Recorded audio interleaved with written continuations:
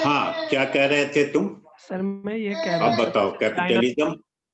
Capitalism, और जैसे China में 1949 से पहले चियांग काई शेक का राज्य था, वो कैपिटलिज्म, पूंजीवादी शासन।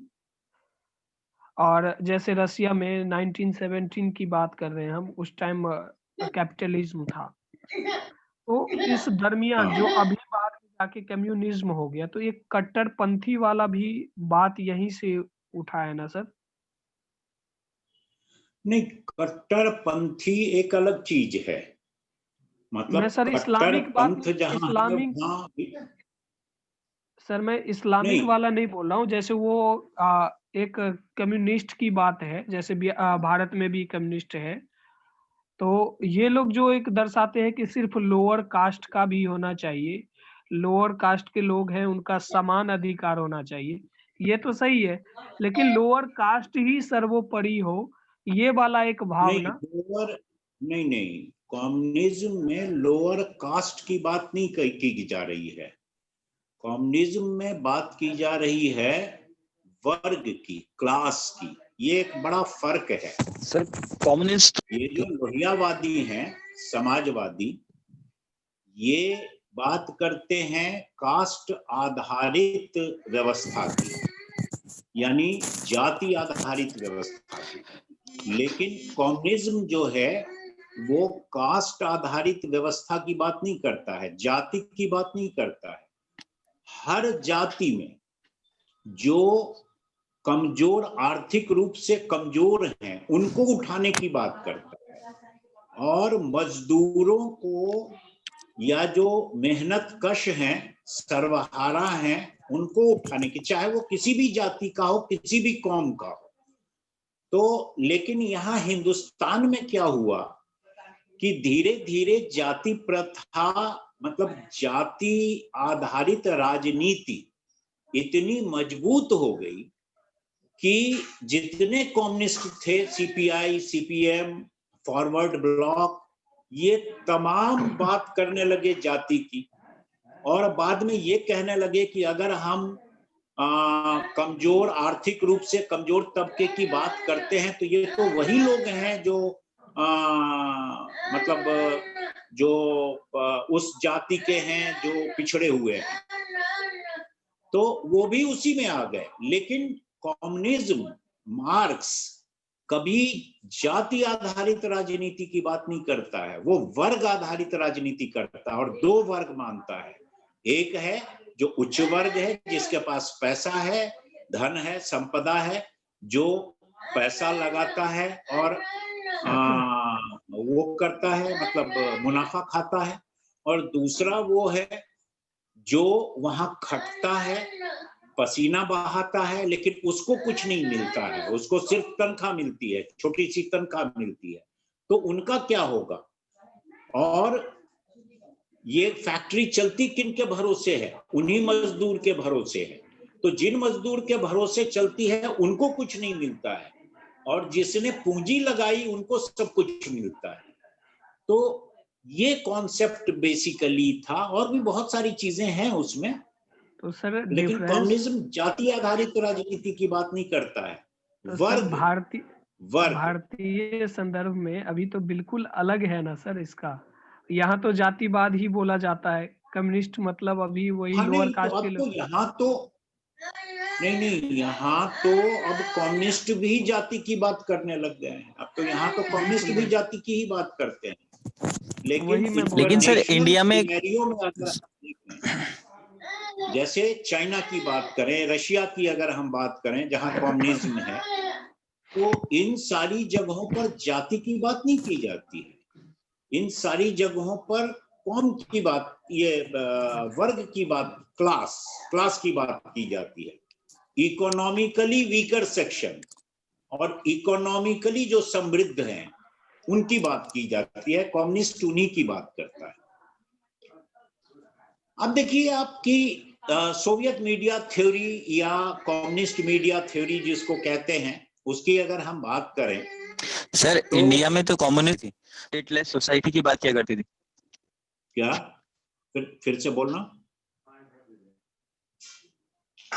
सर मैं कह रहा हूँ कि जब कम्युनिज्म की इंडिया में शुरुआत हुई, कम्युनिस्ट पार्टी की जब इंडिया में शुरुआत हुई, तो वो सरकार के खिलाफ बात किया करती थी, चाहे वो मतलब कोई सी भी सरकार आए यूनियन में ना, क्योंकि वो स्टेटलेस सोसाइटी की ही बात करते हैं ज्यादातर। अब आया है सर धीरे धीरे, जब उनका मतलब खुद का वजूद खत्म होता शुरू हुआ, तो उन्होंने वर्ग की बात शुरू कर दी है, कास्ट की बात शुरू कर दी है कम्युनिस्ट पार्टी इंडिया में। नहीं, कम्युनिस्ट पार्टी देखिए, यहाँ कम्युनिस्ट राजनीति जो शुरू हुई है वो सीपीआई से, कम्युनिस्ट पार्टी ऑफ इंडिया से, और जो जिसका हसिया और गेहूं की बाली जिसका चुनाव सिंबल है।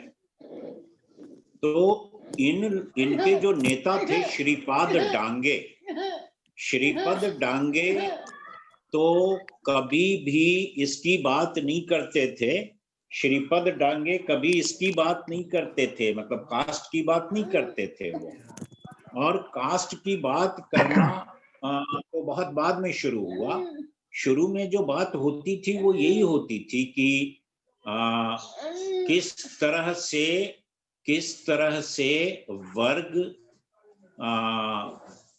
से वर्ग को, हम उस वर्ग को जो इकोनॉमिकली डाउन ट्रोडन है सोसाइटी, उसको कैसे हम आगे बढ़ाएं।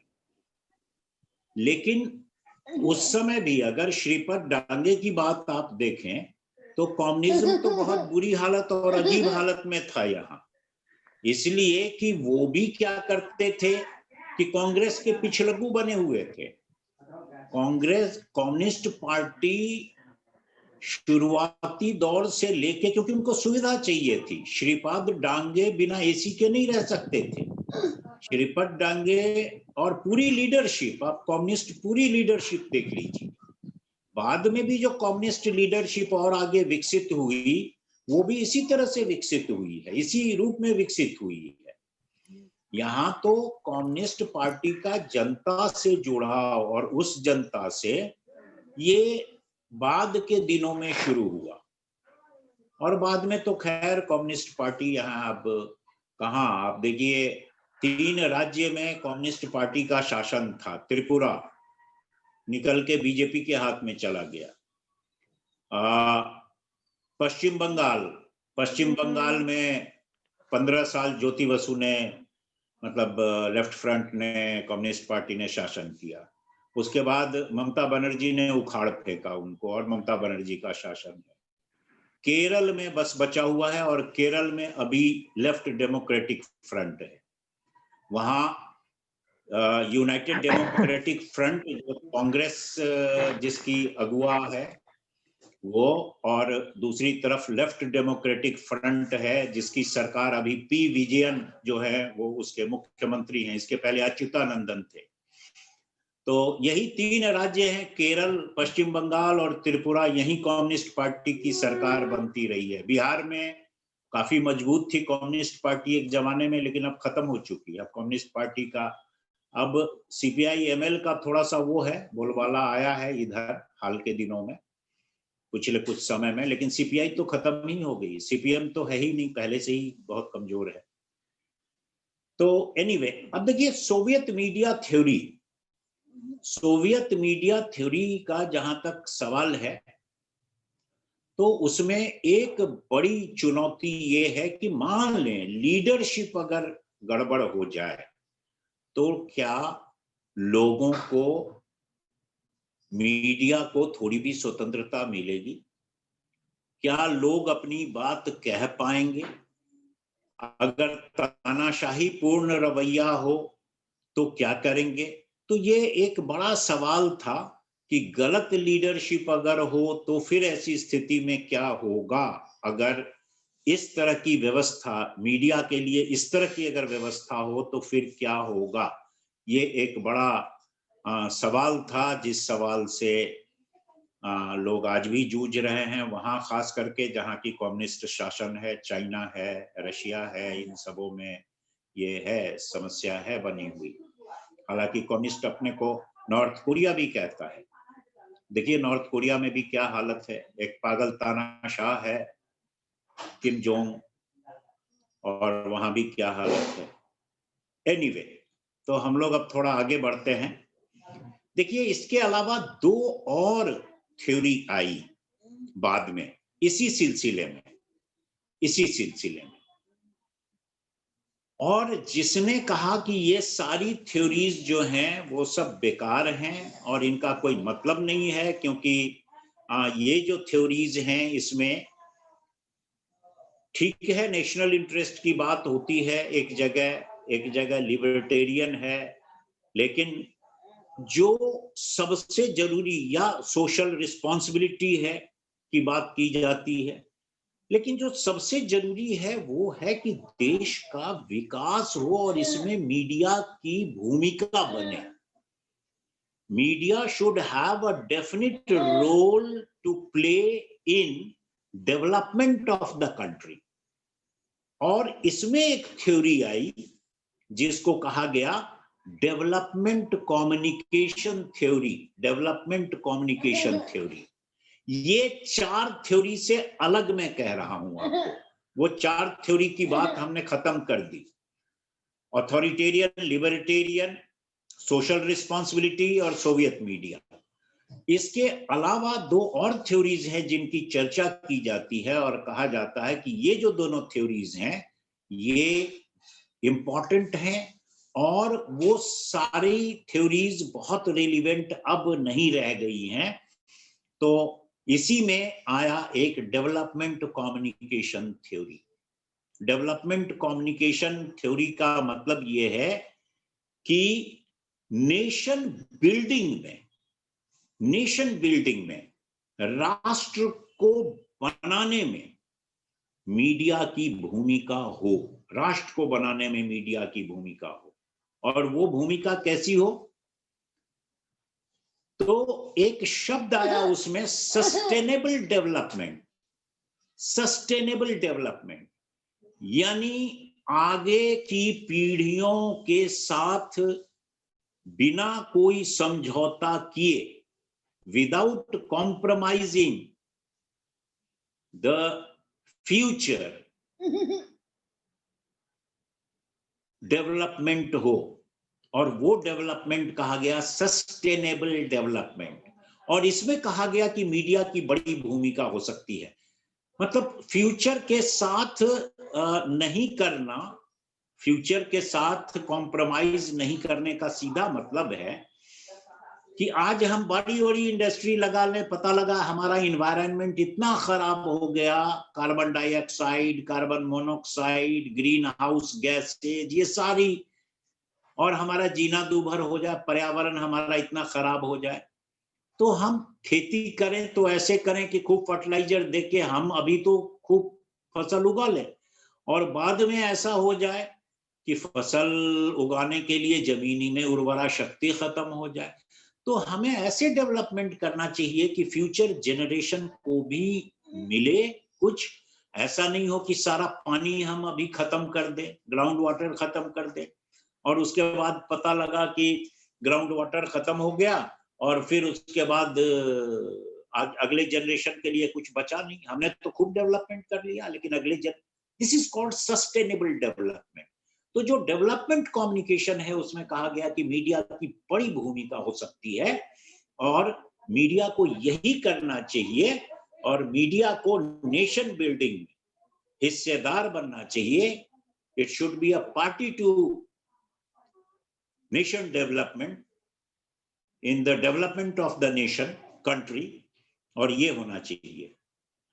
एक और थ्योरी आई, डेमोक्रेटाइजेशन थ्योरी, यानी डेमोक्रेसी में मीडिया की जो भूमिका हो सकती है वो भूमिका मीडिया की होनी चाहिए, बजाय इसके कि हम इधर उधर की बात करें, हम सोवियत मीडिया थ्योरी की बात करें, हम सोशल रिस्पॉन्सिबिलिटी की बात गुडी तौर पर करें। इससे अच्छा है कि हम democratisation, in a democracy, how media should behave, what should be the role of media in a democracy.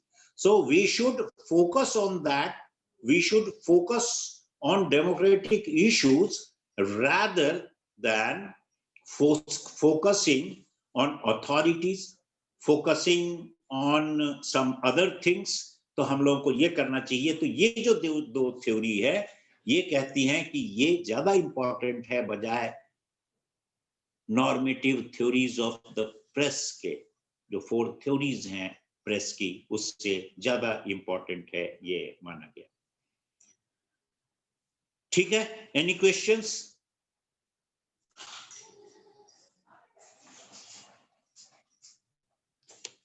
चलिए हम लोग फिर आगे बढ़ते हैं। ठीक है, आगे बढ़े। आइए हम लोग अब बात करते हैं, जो 2 थ्योरीज हम छोड़ के हम लोग आगे बढ़ गए थे। So we will be discussing those 2 theories today. One is balance theory and the other one is cognitive dissonance theory. Balance theory and cognitive dissonance theory, ये थर्ड यूनिट से 2 चीजें हम लोग छलांग लगा के आगे बढ़ गए थे नॉर्मेटिव थ्योरी में। अब देखिए बैलेंस थ्योरी, फ्रीज हैडर ने ये बैलेंस थ्योरी दी है। FRITZ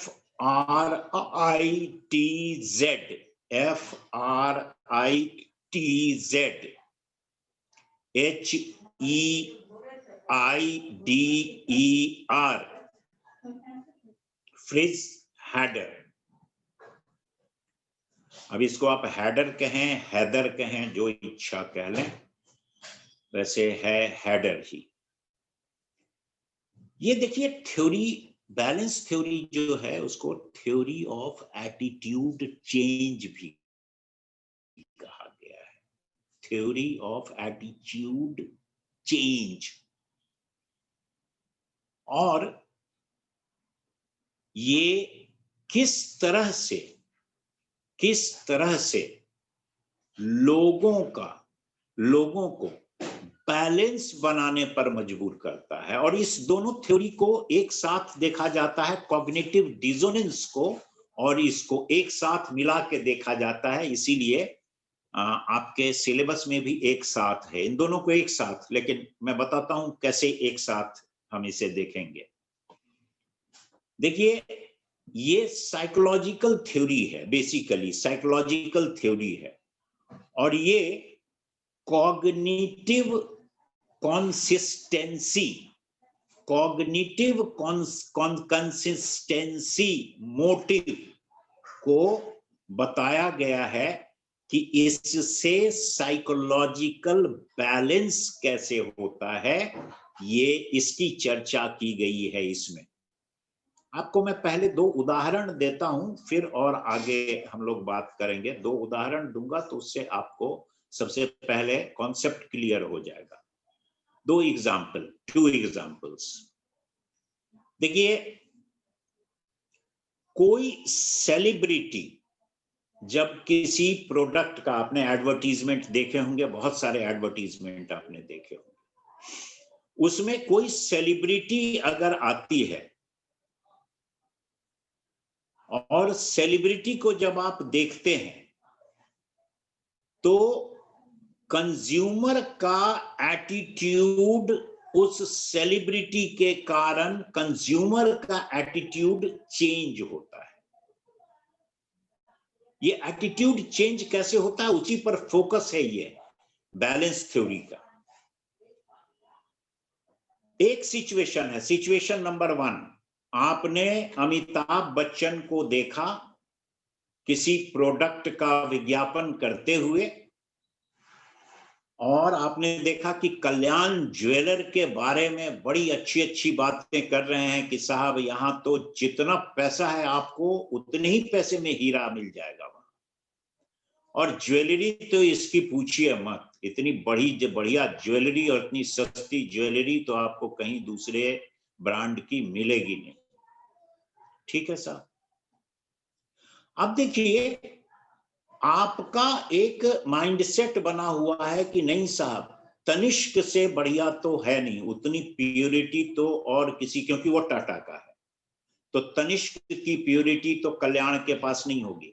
लेकिन when you see Amitabh Bachchan advertising and saying in favor of Kalyan Jewelers, then your attitude is changed gradually. एक दिन में नहीं होगा, लेकिन आपको वो हर रोज 2 बार बोलेगा कि कल्याण ज्वेलर, कल्याण ज्वेलर, इससे बढ़िया नहीं है कोई, कल्याण ज्वेलर। मेकिंग चार्ज, अरे इतना कम है कि तनिष्क का मेकिंग चार्ज तो आप सोचेंगे कि अरे ये तो बहुत मेकिंग चार्ज लेता है, कल्याण तो कुछ नहीं लेता है। तो धीरे धीरे आपका एटीट्यूड चेंज होता है और आप सेलिब्रिटी के साथ बैलेंस बना लेते हैं। अब देखिए, सलमान खान एक चप्पल का एडवर्टीजमेंट करता है। उस चप्पल को उन्होंने जीवन में कभी नहीं पहना होगा, लेकिन एडवर्टाइज करता है उस चप्पल का, ये चप्पल बहुत बढ़िया है और अब देखो मैं भी पहनता हूं। आपको उसमें, आप उसके साथ फिर धीरे धीरे बैलेंस बनाते हैं। आपको लगता है कि अरे सलमान खान पहन रहा है तो मैं क्यों नहीं पहन सकता हूं। ये कोई बहुत चीप टाइप का चप्पल नहीं है, ये अच्छी चप्पल होगी, जरूर इसमें कुछ बेहतर होगी चप्पल ये। So your concept is change, your attitude is change. यहां पर आपने बैलेंस किसके साथ किया? आपने सलमान खान जो सेलिब्रिटी हैं उसके साथ एक बैलेंस आपका बनता है और आपका एटीट्यूड चेंज होता है। ओके, तो नवरत्न तेल को आप बहुत अच्छा नहीं मानते होंगे, लगता होगा नवरत्न तेल पता नहीं कैसा होता होगा, कूल कूल कूल कूल। लेकिन अमिताभ बच्चन जब यही बात कहता है तो आप एक बैलेंस बनाते हैं सेलिब्रिटी के साथ और आपको अच्छा लगने लगता है। ठीक है, अब देखिए सिचुएशन 2, सिचुएशन नंबर 2। अगर कोई प्रोडक्ट को आप डिसलाइक करते हैं, किसी प्रोडक्ट को आप डिसलाइक करते हैं, तो जब उस प्रोडक्ट को डिसलाइक करते हैं और किसी सेलिब्रिटी को देखते हैं कि उसका प्रचार वो कर रहा है, तो आपको उस सेलिब्रिटी से भी नफरत होने लगती है।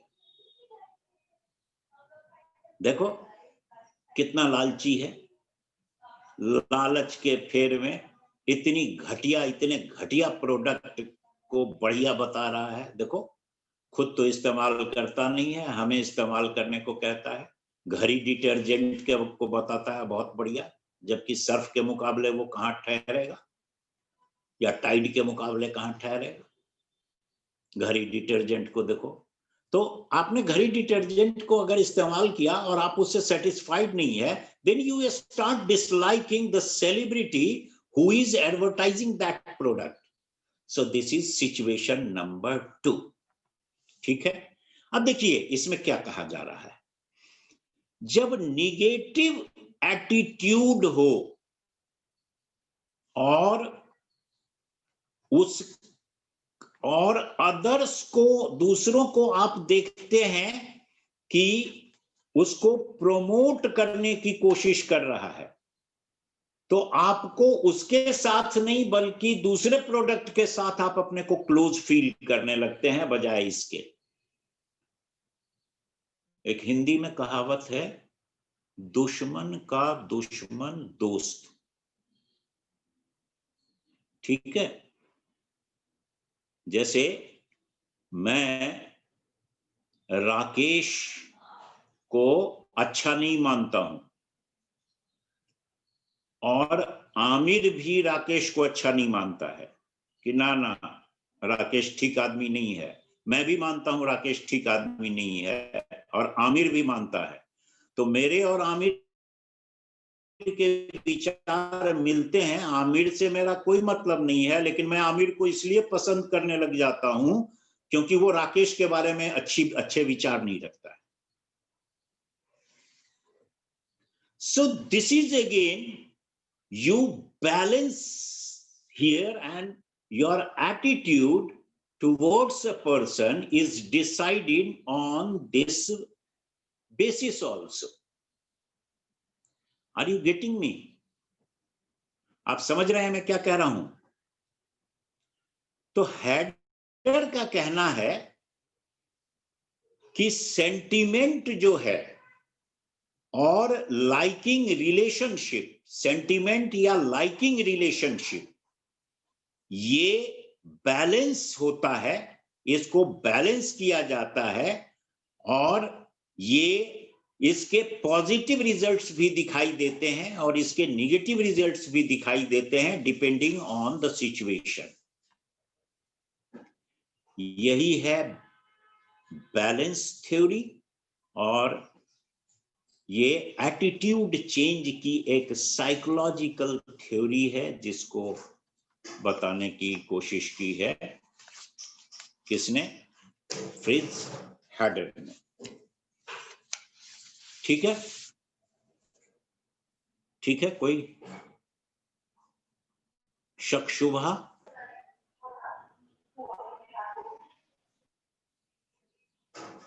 सर ये कॉमन होता है आजकल, देखने को मिलता है। जैसे आप सैमसंग का एक टेलीविजन लेने जाओगे और आप पहले से भी सोनी का यूज कर रहे थे, तो अगर उसमें कोई फॉल्ट नजर आया तो आप फिर से सोनी का बुराई करोगे दूसरे कस्टमर के सामने में। ये बिल्कुल, आमतौर और पे उससे देखने जो को जुड़ा मिलता हुआ है। है, और हाँ। उससे जो जुड़ा हुआ है उसके विचारों से भी आप सहमत नहीं होंगे। अब देखिए, आप पॉलिटिक्स में देखिए, मैं मान लीजिए नरेंद्र मोदी को पसंद नहीं करता हूं, मान लीजिए मैं पसंद नहीं करता हूं, तो नरेंद्र मोदी अच्छी बातें भी बोलेंगे तो मैं बोलूंगा ना ना ये एकदम फालतू है, ये जुमलेबाज है, सिर्फ जुमला। अच्छी बातें भी बोलेंगे तब भी मुझे पसंद नहीं आएंगी, इसलिए कि मैं उसको नापसंद करता हूं। लेकिन यही बात अगर राहुल गांधी बोले और मैं उसे पसंद करता हूं, तो फिर मैं उसकी तारीफ करूंगा कि हाँ हाँ हाँ ये ठीक है। तो ये एटीट्यूड चेंज जो है, वो एटीट्यूड इस वजह से होता है कि आप बैलेंस बनाते हैं, कोशिश करते हैं आप बैलेंस बनाने की। अब देखिए, इसी को आगे और बढ़ाया है कॉग्निटिव डिसोनेंस थ्योरी में। ये भी आपके सिलेबस में है, कॉग्निटिव डिसोनेंस थ्योरी। बहुत पुरानी थ्योरी है, 1957 की, और इसके जन्मदाता हैं लियोन फेस्टिंगर, L-E-O-N, लियोनी नहीं, सनी लियोनी नहीं, Leon, L-E-O-N, Leon Festinger, F-E-S-T-I-N-G-E-R। Cognitive का मतलब होता है संज्ञान लेना, संज्ञानात्मक, और डिसोनेंस का मतलब है मतभेद, disagreement. Dissonance is disagreement, cognitive है संज्ञान लेना, संज्ञानात्मक मतभेद, इसको आप कह सकते हैं हिंदी में। सो कॉग्निटिव डिसोनेंस तब होता है जब कोई भी आदमी कॉन्ट्राडिक्टरी बिलीफ, आइडियाज या वैल्यूज उसके पास होते हैं। Contradictory beliefs, contradictory ideas, contradictory values, और ऐसा अगर होता है तो उसे एक साइकोलॉजिकल स्ट्रेस से गुजरना पड़ता है, मनोवैज्ञानिक तनाव से गुजरना पड़ता है। अगर उसके पास कॉन्ट्राडिक्टरी बिलीफ हैं, कॉन्ट्राडिक्टरी आइडियाज हैं, कॉन्ट्राडिक्टरी वैल्यूज हैं, ये अच्छा है, ये अच्छा है, भूत होता है, नहीं होता है, हाँ होता भी है, नहीं जी नहीं भी होता है, ना विज्ञान कहता है नहीं होता है, लेकिन भूत से डर भी लगता है। विज्ञान कहता है नहीं होता है, लेकिन भूत से डर भी लगता है। अब आप अपने बीच में कहां फिट करेंगे? आप कैसे अपना बैलेंस बनाएंगे? किस तरह से आपका बैलेंस बनेगा? तो ये जो है, और खास करके किसी एक्शन में जब आप पार्टिसिपेट करते हैं, किसी काम में जब आप पार्टिसिपेट करते हैं, तब ये बात और भी उभर के सामने आती है, and it goes against one or more of them. Your belief is different. जैसे मान लें आपको एक ऐसे संस्थान में नौकरी मिल जाए, एक ऐसे संस्थान में नौकरी मिल जाए जिसके बारे में आप एकदम देख रहे हैं कि वो, मान लीजिए कोई च्यवनप्राश टाइप कुछ बनाने वाली कंपनी है, और पता लगे कि अरे देखो ये पब्लिक को ठग रहा है, और च्यवनप्राश में बताता है ये डाला जी, ये डाला जी, और होता नहीं है, और उससे कोई फायदा नहीं है, गुड़ डाल के, और कहता है ये किया ये किया। अब आप वहां काम कर रहे हैं, अब देखिए आप, अब आपका मन नहीं करता है वहां काम करने का, आपको लगता है कि नहीं ये चोर कंपनी है, लेकिन आपको नौकरी करनी है, आपको काम वहां करना है।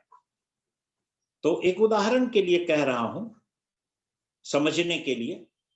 तो अब आप दो तरफ है, एक तरफ आपको नौकरी चाहिए, आपको काम चाहिए, दूसरी तरफ आप सहमत नहीं है वहां जो हो रहा है, मतलब आपको सेटिस्फैक्शन नहीं मिल रहा है, वास्तव में आप नहीं करना चाहते, लेकिन here you feel that psychological stress, क्योंकि आपका बिलीफ, आपके वैल्यूज अलग हैं, और यहां आपको करना पड़ रहा है कुछ और। तो ये एक्शन जब होता है, और psychological consistency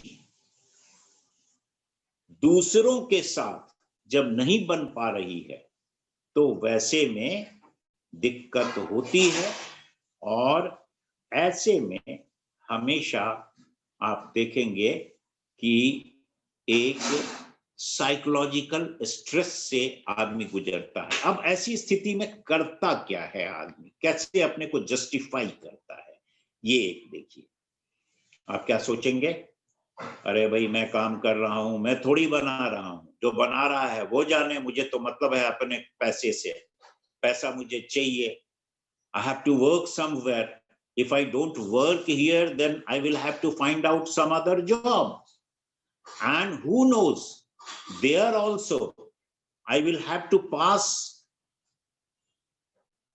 by the same situation. The atmosphere may not be different there also. So what to do? तो ये जो स्ट्रेसफुल बिहेवियर है, उसको आप जस्टिफाई करने की कोशिश करते हैं।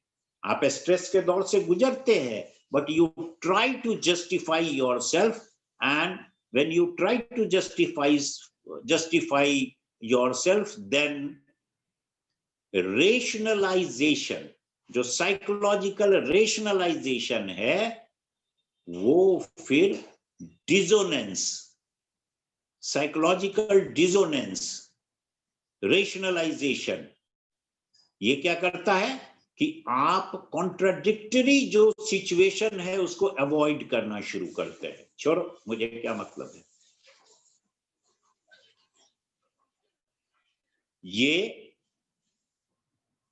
सिचुएशन जब आती है, ऐसी सिचुएशन से जब गुजरना पड़ता है, तो आदमी का जो कंफर्मेशन बायस है, कंफर्मेशन बायस, ये थोड़ा सा है कॉम्प्लिकेटेड यहां पर, तो उसको, उसका जो मैग्नीट्यूड है वो इंक्रीज करता है, और उस दौर से गुजरना पड़ता है। आपको उस दौर से गुजरना पड़ता है। सो दिस इज कॉग्निटिव डिसोनेंस, मतलब आपका मतभेद है लेकिन उसको आप उससे गुजरते हैं, फिर उसको जस्टिफाई करते हैं, अपने काम को जस्टिफाई करने की कोशिश करते हैं, अपने बिहेवियर को जस्टिफाई करने की कोशिश करते हैं। तो ये जो साइकोलॉजिकल स्थिति है, वो उस साइकोलॉजिकल स्थिति में जब आप होते हैं तो वो कॉग्निटिव डिसोनेंस की एक स्थिति होती है। अब देखिए कॉग्निटिव प्रोसेसेस क्या है। ये thinking, cognitive processes, thinking, knowing, माने आप सोचते हैं उसके बारे में, आपको पता लगता है कुछ, रिमेम्बरिंग, आप कभी याद करते हैं, कोई काम ऐसा किया है उसको आप याद करते हैं, फिर आप जज करते हैं, अपने काम को जज करते हैं, और जो वातावरण है, सर्कमस्टांसेस हैं, उसको आप जज करते हैं, और फिर आप प्रॉब्लम को सॉल्व करने की कोशिश करते हैं। और प्रॉब्लम सॉल्विंग में कई बार वही है जो जस्टिफाई आप करने की कोशिश करते हैं, that okay whatever is happening it's okay, fine, I am fine with it. तो ये कॉग्निटिव डिसोनेंस कहा जाता है, और ये कॉग्निटिव डिसोनेंस है balance theory and cognitive dissonance. ये दोनों जो थ्योरीज हैं ये मिला के हैं, क्योंकि बैलेंस आप बनाने की, इसमें भी बैलेंस बनाने की कोशिश करते हैं, और ऐसी सिचुएशन जो बैलेंस थ्योरी है उसमें भी आ रही है, तो इसलिए इसको एक साथ देखने की कोशिश करते हैं लोग। ठीक है, फाइन।